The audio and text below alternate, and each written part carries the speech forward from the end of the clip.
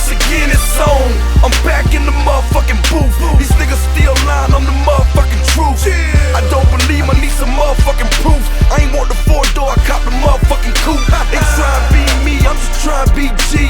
And everything comes to the light. Guys, what is up? Welcome to another episode of Maximilian Must Know. Today we're going to take a look at a scent from the house of Juicy Couture.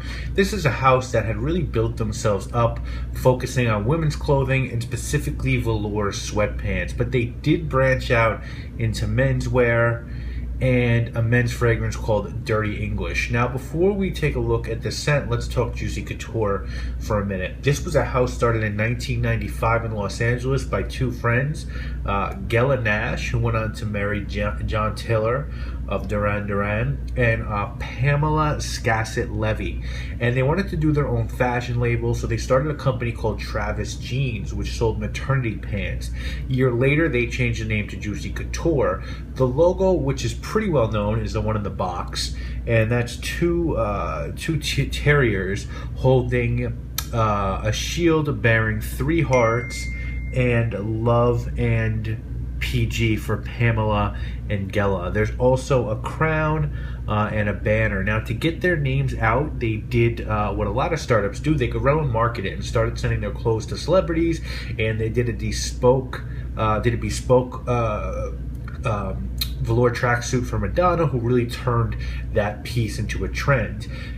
The velour tracksuit kind of went from Tony Soprano to very chic in the Juicy Couture era. Eventually, J-Lo, Britney Spears, and Paris Hilton all started wearing their clothing, and they took off. It was really very limited and exclusive up until the early 2000s.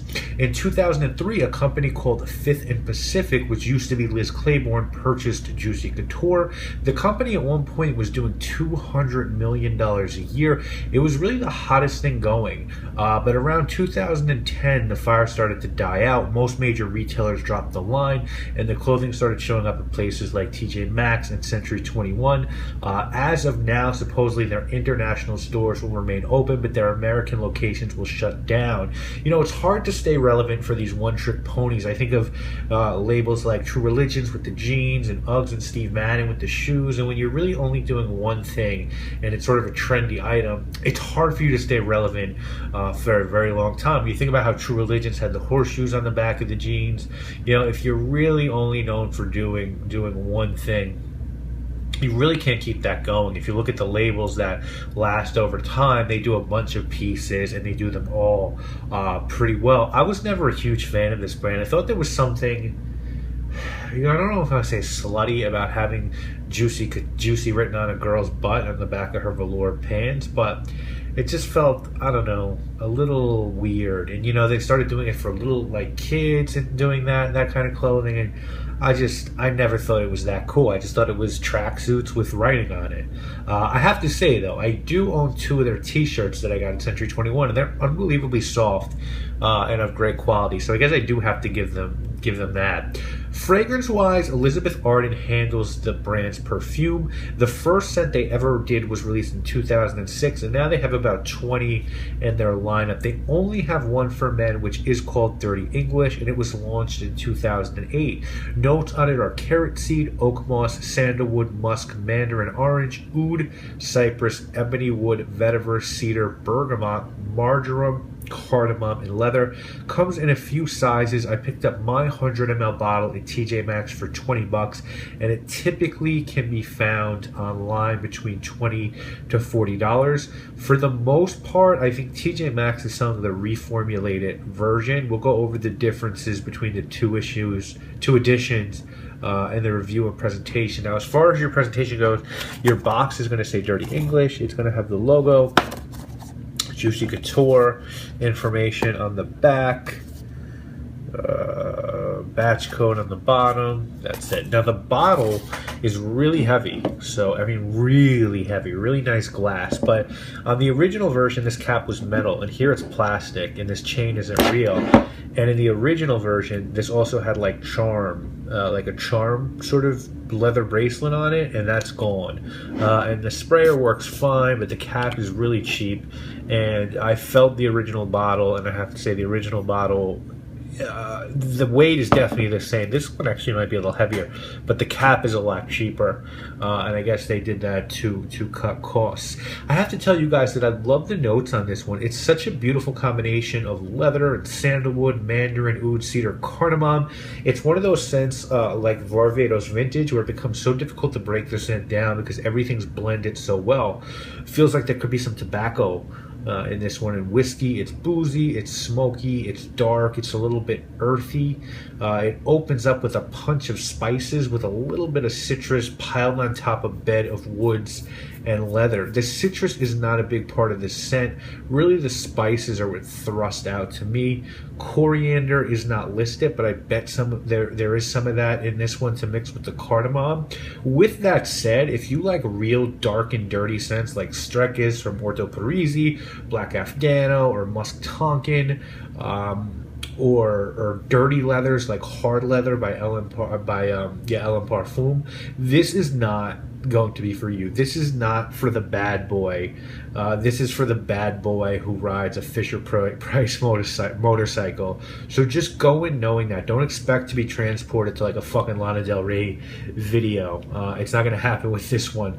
The dry down on this one's a very woody leather combo. Some people debate the presence of oud in this one. I bet there is a synthetic agarwood note in this one that pokes out a bit in the dry down of this fragrance. Performance, unfortunately, suffered pretty badly with the reformulation. It's soft, and some people might like that, but I feel like you're going to get much better performance from Comme des Garçons Man 2 or Gucci Pour Homme 1. This isn't bad, but if you're looking for better performance, you need to try to seek out the original version of this. I think it's pretty decidedly masculine, but then again, it comes back to wear whatever you want when you want. It's mostly a fall and winter scent, but because it's soft on the skin, you can wear this one pretty easily in the fall. Occasion wise, it's best for casual days, maybe nights out, perhaps as a date or a romantic scent as well. If you are unable to get this or looking for something like it but maybe stronger, this smells so much like Gucci Pour Homme 1 and Comme des Garçons Man 2, and both of those are far better than this one. They're just better performers. The notes smell more natural and they're blended better. Also, this one draws comparison to Bentley for Men Absolute, which I think these are a Harrod or Selfridges exclusive. I don't think it's available in the US right now. It also draws comparisons to Le Labo Vetiver. I could see the comparisons a little bit to Le Labo Vetiver. I haven't smelled Bentley Men Absolute, but I can tell you it's very close to Gucci Pour Homme 1 and Comme des Garçons Man 2, but it's just a lot lighter than those two fragrances. I think if someone were trying to talk you into purchasing Dirty English, they tell you it's a great price. $20 is a great price. If you can't afford Comme des Garçons Man 2, which is going to go about that $100 level, or you can't find Gucci Pour Homme, then this is definitely a stand-in for those and will serve you a great purpose. And I still think the presentation's nice because the bottle's really, really heavy. I still think it's a nice looking bottle. Some people think it's tacky. I like it. What can I say? I'm a New York Italian guy. I think if someone were trying to talk you out of skipping this one, I think they'd say that the reformulation is really weak. It's sort of a fake real man scent, if you know what I mean. Not a safe blind buy, and it could be jarring because it isn't what you might expect from a designer fragrance. I want to say good job on this one, but it kind of feels like a carbon copy of the scents I mentioned, done with less quality materials. I'm going to give the reformulation a 6 out of 10. I'd probably give the original a 7.5. This one loses some points because they made the bottle cheaper and the scent seems watered down.